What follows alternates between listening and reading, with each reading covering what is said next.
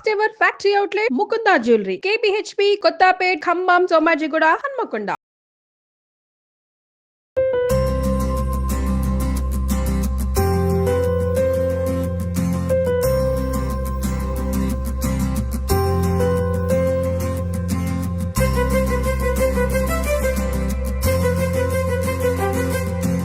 నమస్తే రమ్మగారు. నమస్తే జయ. భోగి పండుగ శుభాకాంక్షలు అండి. నీకు కూడా జయ. సుమన్ టీవీ ప్రేక్షకులందరికీ భోగి పండుగ శుభాకాంక్షలు. ప్రతి సంవత్సరం జరుపుకుంటాం భోగి పండుగ. దీని విశిష్టత కూడా మనం ప్రతి సంవత్సరం మాట్లాడుకుంటూనే ఉంటాం.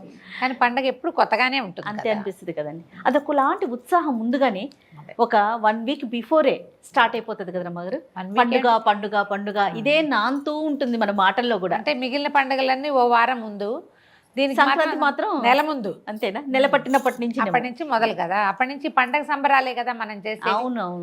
మన గొబ్బిళ్ళు పెట్టేటాలు, ముగ్గులు వేయటాలు, హరిదాసులు వాళ్ళు ఎవరన్నా కనపడ్డాలు, కొంచెం గంగిరెద్దులు కనిపించాలి. పల్లెటూళ్ళలో కాస్త కనపడతారు, ఎక్కువగా కనిపిస్తారు. మనకి ఇక్కడ తక్కువ.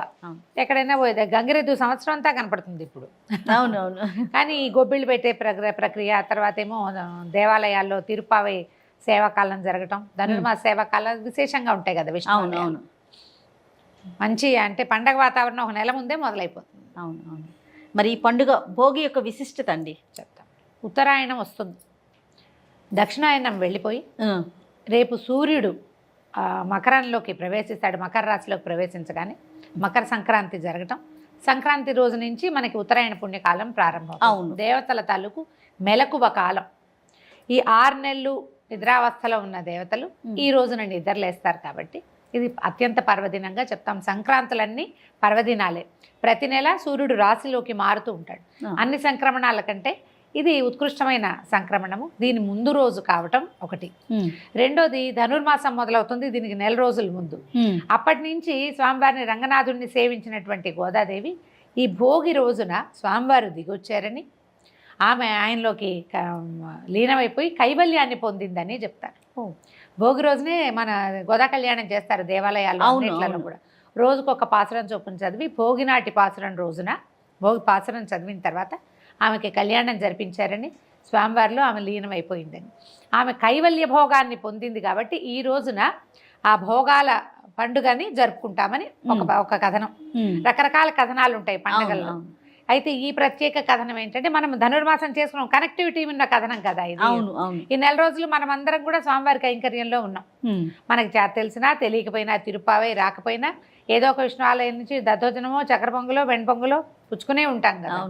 అయితే ఈ సేవలో అమ్మవారు ఆయనలోకి లీనమైంది కాబట్టి మనకి కూడా భగవంతుడు ఆ అవకాశం ఇస్తాడని ఈ రోజుని ప్రత్యేకమైన పర్వదినంగా జరుపుకుంటాం.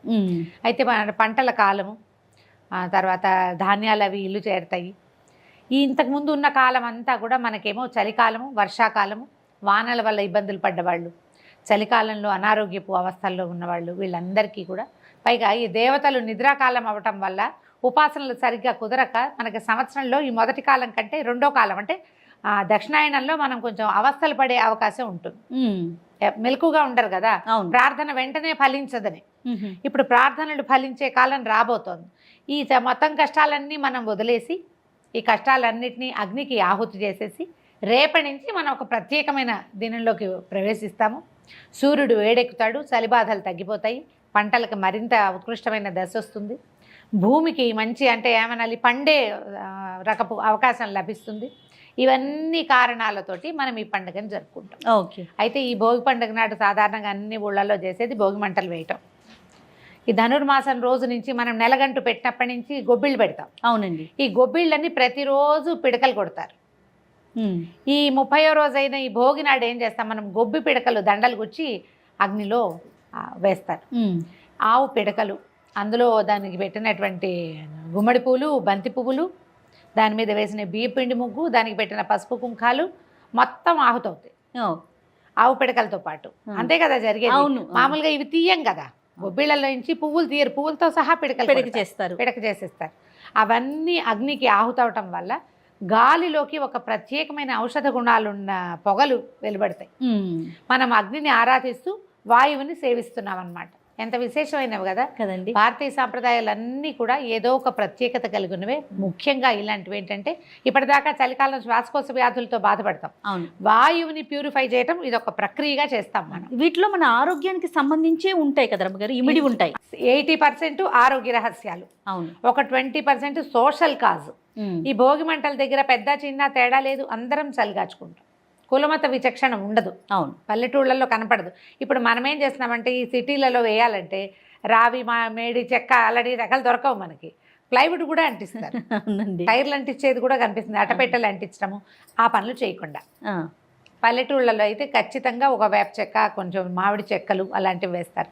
పాత వస్తువులు కాల్చటము అది మన వైపు పద్ధతి అయితే కాదు. అవును రమ్మగారు, ఇది కూడా ఈ మధ్య కాలంలో మనం బాగా వింటూ ఉన్నాం. పాత బట్టలు కాల్చడము చేయకూడదు, అదంతా పొగలు, అవి పీలిస్తే కార్బన్ చచ్చిపోతాం. బట్టలు నాకు తెలియదు కానీ మనం ఏదైతే ఉపయోగించామో పాత వస్తువుల్ని వాటిని దహనం చేయటం అనేది వింటున్నాం. చెక్కలు మాత్రమే. ఆ చెక్క కూడా ప్లైవుడ్ కాదు. ఓకే. సహజమైన చెట్ల వస్తువులు ఏమైనా ఉంటాయమ్మా, మన దగ్గర టేక్ చెక్కలు ఉన్నాయి, వాడట్లేదు, కాల్చేస్తామా? కాల్చం కదా, ఖరీదు కదా, అలా చేయకూడదు. మన పద్ధతి అయితే ఖచ్చితంగా కాదు. పాత బుట్టలు, పాత వస్తువులు కాల్చడానికి కాదు. ఇది మనం పవిత్రమైన అగ్నిని రగిల్చే, మనం గాలిని ప్యూరిఫై చేయాలంటే నువ్వు చెత్త గిత్త పడేస్తే ఎట్లా? అదే వాతావరణాన్ని మనం ప్యూరిఫై చేయాలి. ప్యూరిఫై చేయాలంటే ఏంటి, దానికి పైగా ఎలాగోలాగా వెయ్యరు చేయ భోగి మంటలు. శుభ్రంగా ఊడ్చి పూర్తిగా నీళ్లు కళ్ళాపి చల్లి, మీరేమంటారు కళ్ళాపేనా అంటే? అంతేనమ్మా. సానుపు అంటారు కొన్ని ప్రాంతాల్లో, సానుపు దాని పేరు. కలయంపి అంటారు కొన్ని చోట్ల. మనం కళ్ళాపి అంటాం, అది కూడా పేడ కళ్ళాపి చల్లుతారు. అవును. ఈ కళ్ళాపి చల్లి చక్కగా ముగ్గేసి ప్రత్యేకంగా ముందు మంచి చెక్కలు పెట్టి వాటిని వెలిగిస్తారు. అవసరమైతే అగ్ని మళ్ళీ ఇంకా బాగా పైకి రావడానికి ఎండుగడ్డ వేస్తారు తప్ప. ఎండుగడ్డ వేస్తారు, తాటికమ్మలు అవి కూడా వేసుకోవచ్చు. కానీ ముఖ్యంగా వేయవలసినవి రావి, మర్రి, జువ్వి, మేడి, మామిడి అలాంటివి వేస్తే వాటి పొగ, అవి కాలిన పొగ వాతావరణానికి చాలా మంచిది. పాత వస్తువులు మాత్రం తగలబెట్టకండి, అట్టపెట్టలు తగలబెట్టద్దు, ఆ పని చేయకూడదు. ప్లైవుడ్ అసలు పనికిరాదు. ఆ పొగ పీల్చడం వల్ల మీకు కొత్త జబ్బులు వస్తాయి. ఇప్పుడు మనం ఎందుకు చేస్తాం ఈ పని? శ్వాసకోశ వ్యాధుల నుంచి మనకేదో కొంచెం తెరిపి పడడానికి. కొత్త ప్రాబ్లమ్స్ తెచ్చుకోకూడదు కదా, పైగా దాని దగ్గర కూర్చుంటాం. ఆ పొగ అంతా ముందు మనం పీలుస్తాం. పట్లలో ఏ రకమైన కెమికల్స్తో తయారు చేశారో మనకు తెలియదు. అవన్నీ కొత్త సమస్యలు వస్తాయి. అట్లా చేయరు, ఊళ్ళలో చేసే పద్ధతే కదా మనం చెప్పి. పొద్దున్నే తలంటి పోసుకోవటం, అభ్యంగనం ఒకటి ముఖ్యమైనది. ఓకే. చలి కాగటం, అదే భోగిమంట వేయటం. కొంతమంది స్నానాలు చేశాకే భోగిమంట వేస్తారు కొన్ని ప్రాంతాల్లో, మాకు తెలీదు. మేము భోగిమంట దగ్గర కూర్చుని తెల్లవారుజామున 1 గంట అరగంట అక్కడ ఉండి తర్వాత ఇళ్ళకి వచ్చి తెల్లవారు ఇంకా సూర్యుడు రాకముందే తల స్నానాలు చేసే పద్ధతి మాది. కొన్ని ప్రాంతాల్లో నర్సీపట్నం ఆ వైపు 3 గంటలకే తల స్నానాలు చేసేస్తారు మొత్తం ఇంటికి. అప్పుడు భోగిమంట వేస్తారు. ఓకే, వాళ్ళ పద్ధతి అది. ఏ ప్రాంతంలో ఎలా ఉంటే మన ఇళ్లలో ఎలా చేస్తారో, మన ఊళ్ళల్లో ఎట్లా ఫాలో అవుతారో అట్లా చిన్నదైనా ఒక భోగిమంట వేసుకోవటం. ఈ భోగిమంట తర్వాత తల స్నానాలు చేయటం, అభ్యంగనం చాలా ముఖ్యం. మామూలుగా మనం సంక్రమణాలకి అభ్యంగనం చేయకూడదు. తల స్నానమే, ఊరికే నీళ్ళు పోసుకోవచ్చు కానీ నూనె రాసుకుని తల రుద్దుకుని చేయకూడదు. అందుకని ముందు రోజు భోగి నాడే అభ్యంగనం చేయటం, తలకి నువ్వుల నూనె రాసుకోవటం, స్నానాలు చేయటం, తర్వాత ఏదైనా స్వీట్లు పంచి పెట్టుకోవటం, దానాలు చేయటం, ఇలాంటివి రకరకాలు చేస్తారు. సాయంకాలం మనం ఈ బొమ్మలు పెట్టుకునే అలవాటు ఉన్న వాళ్ళైతే బొమ్మల కొలువు పెట్టడం, చిన్నపిల్లలకి భోగి పళ్ళు పోయటం. అవునండి, ఈ బేడలు పోయటం అంటారు. ఈ భోగి పళ్ళల్లో ఏం చేస్తాము, ఈ రేగికాయలు, చిన్న రేగి పళ్ళు, తర్వాత కొంచెం బంతి పువ్వుల రేఖలు, చామంతి పువ్వుల రేఖలు, చిల్లర కూడా వేస్తారు. చిల్లర వేస్తాము, శనగలు వేస్తాము. శనగలు కనుక ఇలా తిప్పి పిల్లల మీద నుంచి తిప్పి వేసి గురుబలం పెరుగుతుంది అని చెప్తారు. అదేలే, గురుబలం పెరుగుతుంది. రేపు రాబోయే సూర్యుడు ఉత్తరం వైపుకి వాలి వస్తాడు. మామూలుగా ఉత్తరాయణం, దక్షిణాయనం పేర్లు చెప్పేస్తాం. అయనము అంటే నడక, రామాయణము ఉందా, రాముని నడక. ఉత్తరాయణము, దక్షిణాయనం అంటే ఉత్తరం వైపు నడక, దక్షిణం వైపు నడక. ఇప్పుడు ఆ నడిచేది ఎవరు? సూర్యుడు నడుస్తాడు. తూర్పున ఉదయించేటప్పుడు దక్షిణానికి వాలి కొన్ని డిగ్రీలు అటు పక్కకి వెళ్ళిపోతాడు, అప్పుడు దక్షిణాయనం. ఇప్పుడు ఆ డిగ్రీల నుంచి ఇప్పుడు ఇటు వస్తాడనమాట. ఉత్తరం వైపు వచ్చి నడక మొదలు పెడతాడు. ఇప్పుడు ఏమవుతుంది, ఈ రోజు నుంచి మనం 1 డేలో డిఫరెన్స్ కనపడుతుంది మనకి. అవును, పండగ నాటి మర్నాటి నుంచి చలి తగ్గిపోయినట్టు కనిపిస్తుంది. వెంటనే వాతావరణంలో మార్పు వస్తుంది, భూమి పదునెక్కుతుంది. మెల్లిగా ఎండాకాలం రావడానికి ఒక సూచన. పుష్యమాసంలోనే వస్తుంది ఇది, పుష్యం వచ్చేసింది కదా. అవునవును. ఈ పౌష్యలక్ష్మిని ఆనందంగా ఆహ్వానిస్తాము. చక్కగా బంతిపూలు కట్టుకుంటాము, ఇల్లు అలంకారం చేసుకోవటం, మామిడి మండలు కట్టడం, ఇల్లు బాకిళ్ళు శుభ్రంగా ఉంచుకోవటం. రేపు సూర్యుడి నడక మారబోతుంది, దానివల్ల మన జీవన గతి కూడా కొంత మారుతుందని. మనకేంటంటే ఇది ప్రత్యేకంగా మనకి ఆరోగ్యానికి ఇది ఎంత మంచిదంటే, ఈ పొగ వేస్తాము, ఈరోజు అభ్యంగనం చేస్తాము, రేగిపళ్ళు అవి తింటాము, ఇవన్నీ కూడా రేపటి ఎండాకాలానికి మనకి రక్షణగా ఉంటాయి. ఓసారే తింటామనుకో అయినాను, ఒకసారి తిన్నా మా వైద్యమే కదా, అంతే కదా, ఒక మాత్ర వేసుకున్నా పనిచేస్తుంది. అలా వైద్యానికి కూడా ఇవి ప్రతీకలుగా కనపడతాయి. భోగి పండుగ శ్రద్ధగా చేసుకోవాలి. తర్వాత భోగి పళ్ళు మీద నాకు కొన్ని ప్రశ్నలు ఉన్నాయి రమ్మగారు. ప్రతి సంవత్సరం చేస్తామా? పిల్లలకి ప్రతి సంవత్సరం పోస్తారా? భోగి పళ్ళు ఎలా పోస్తారు? భోగి పళ్ళు 5 ఏళ్ళు పిల్లలు చిన్నప్పటి నుంచి చేస్తాం, 9వ సంవత్సరం వచ్చాక ఇంకా పోయారు. 9 వరకు పోస్తూనే ఉంటారు, ఆడపిల్లకైనా మగ పిల్లవాడికైనా. చట్టి పిల్లలు, ఏడాది పిల్లలు అప్పటి నుంచి నెలల పిల్లలు కూడా పోస్తారు. అవునా? 9వ ఏడు వచ్చేసరికల్లా మగ పిల్లలు పెద్దవాళ్ళు అవుతారు, ఆడపిల్లలు పెద్దవాళ్ళు అవుతారు. గురుబలం పెరగటం ముచ్చట అంతేనా రమ్మగారు? ఇంకేమన్నా కారణాలు ఉన్నాయా? గురుబలం పెరుగుతుంది, మనకు ముచ్చట. తర్వాత ఏమో పిల్లలకి ఏదైనా దిష్టి, వాళ్ళ మీద రకరకాల ఉంటాయి కదా. ఇప్పుడు మనము ఏదైనా ఉప్పు దిష్టి తీస్తాం. అవును. ఏం చేస్తాం? ఉప్పు పట్టుకుని అది అందులో ఏంటంటే నెగిటివ్ ఫోర్స్ని తీస్తుంది, పాజిటివ్ ఫోర్స్ని, ఎనర్జీస్ని పెంచుతుంది. దాన్ని ఇట్లా తిప్పుతాం. అవును. తిప్పేసరికల్లా మనకి శరీరానికి ఒక ఆరా ఉంటుంది. ప్రతి వాళ్ళకి నీకుంది నాకు లేదు అని ఉండదు. జీవించి ఉన్న ప్రతి ప్రాణికి ఆరా ఉంటుంది. దానికి ఒక ప్రత్యేకమైన ఏమంటారంటే కాంతి వలయం, జీవతరంగాలు కదులుతూ ఉంటాయి అందులో. ఇవి తీయటానికి కొన్ని ఫోటోగ్రాఫ్స్, కొన్ని కెమెరాస్ కూడా ఉన్నాయి. ఫోటో తీస్తే మన తాలూకు ఆరా ఎంత ఉంది అని తెలుస్తుంది. కొంతమంది మనుషులు చూడు సామాన్యంగా ఉంటారు, కానీ భలే అట్రాక్ట్ చేస్తారు, మాట్లాడినా మాట్లాడకపోయినా. కొంతమంది మాట్లాడి అట్రాక్ట్ చేస్తారు, వాళ్ళని చూడంగానే అట్రాక్ట్ అవుతాం. అవును. కొంతమంది పెద్దవాళ్ళలో కనిపిస్తుంది, పరమశాంతంగా ఉంటారు. ఆ శాంతత తాలూకు, వాళ్ళలో ఉన్న ఆ శాంతి ప్రశాంతత తాలూకు తరంగాలు బయటకు వస్తాయి వాళ్ళలో నుంచి. అది ఒక కాంతి వలయంగా మన చుట్టూతా ఉంటుంది. ప్రతి వాడికి ఉంటుంది. రంగులు తేడా ఉంటాయి. కోపిష్టి వాళ్ళు, తీవ్ర ప్రకృతి వాళ్ళకి రెడ్గా, ప్రశాంతమైన వాళ్ళకి బ్లూగా.